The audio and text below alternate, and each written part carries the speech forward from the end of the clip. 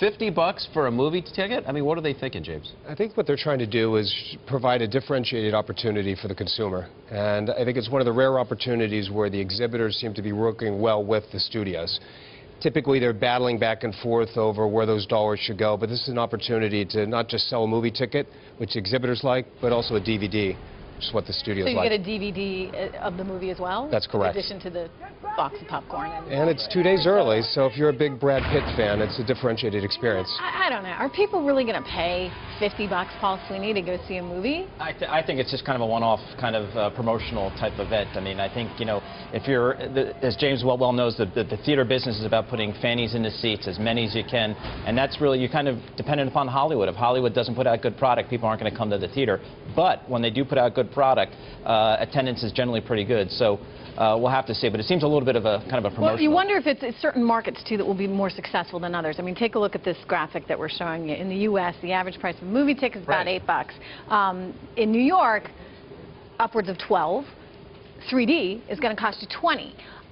So when you talk about a $50 ticket, does it have to be, you know, in a very specific market?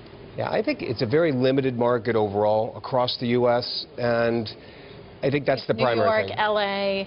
Yeah, I would just say it's really the top 1 or 2 percentile moviegoers. You need to be enthusiastic about that film and be willing to pay a premium to see it early, and you're going to want to have the DVD or the ultraviolet copy. And I would think very specific movies. In other words, with the new Star Wars that's coming out, all right, you could probably pull that off, but with your average movie, no chance, right? I mean, it's kind of a gimmick. Absolutely. I would say it's experimentation. It's price discovery to see what other bells and whistles they can throw in there to get consumers to bite. Hey, John, you're the economist here. I know you don't necessarily look at $50 movie prices, but I mean, how much sort of, as economists like you would say, elasticity for demand is there? You up a price of something like a movie before you choke off demand?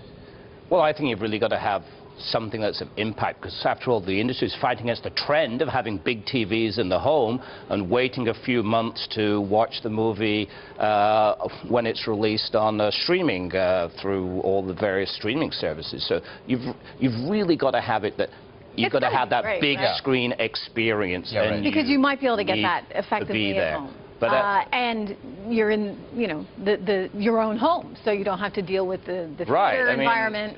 But you've got to deal with it. You're going to see a press release movie. You've got to deal with the lines and you know, are you going to get the rush to get the good seat and everything? I'm kind of Trish and I saw Gatsby in 3D together, and you know, we had to fight for our right to party, get in there and, you know, get the seats and all that. We got good seats. We did get good seats. We went. You got sharp elbows. Yeah, that's important. But you know, I don't know. That was probably around $20 because it was a 3D per ticket. I don't know, 50. I think it's who does this benefit the most here? If people in fact go out and they're willing to pay $50, so Regal Cinemas, I mean, walk us through what the potential is for them.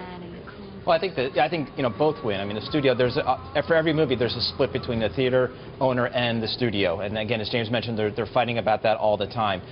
So I mean, the more people you can get at a higher ticket price, it's good for everybody. And I think the greatest example of that is 3D. You know, there's a significant premium to get a 3D ticket. Sure. And generally, the movies that come out in 3D, about 40% of the viewership is 3D. So it's a big segment of the market that's willing to pay that type of premium. Are they willing to pay an incremental premium on top of that to get you to $50? As James said, probably not too much. Probably a relatively small part of the market. Yeah, that is a one-off for sure.